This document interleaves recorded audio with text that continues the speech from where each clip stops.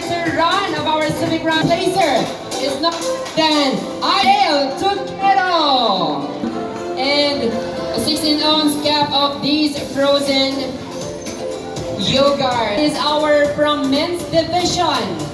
Next award, women's category will also receive a gift certificate, gift vouchers.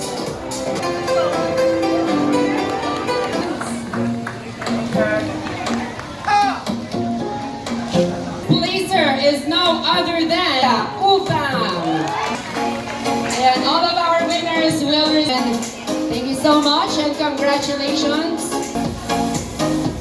Coming from all of our sponsors.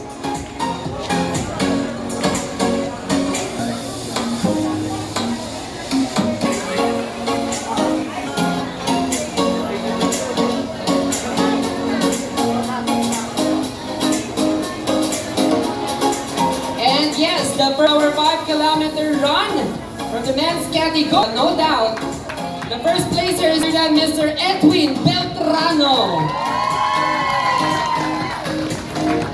Congratulations once again.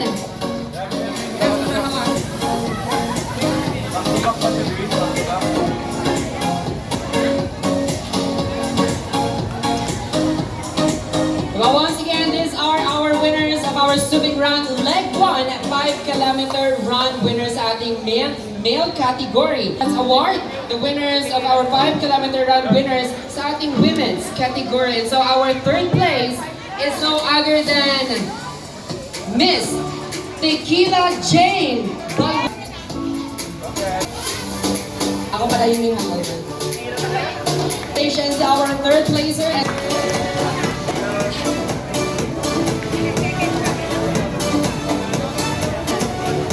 Congrats. Well, once again, congrats to all the winners of our Civic Run Leg 1 kilometer run winners. And so this time, the final category we have the 3 kilometers from the men's category. Sir John Mart Mao.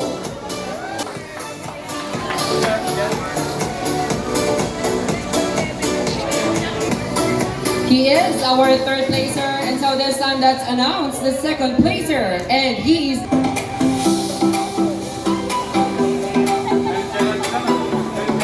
no other than the winner of our 3 kilometers is no other than Mr. Ramon Salvador Beltrano.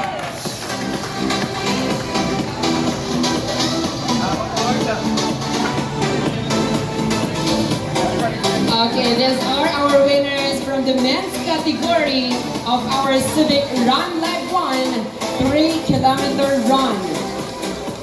And so this, yes. Well, once again, congratulations.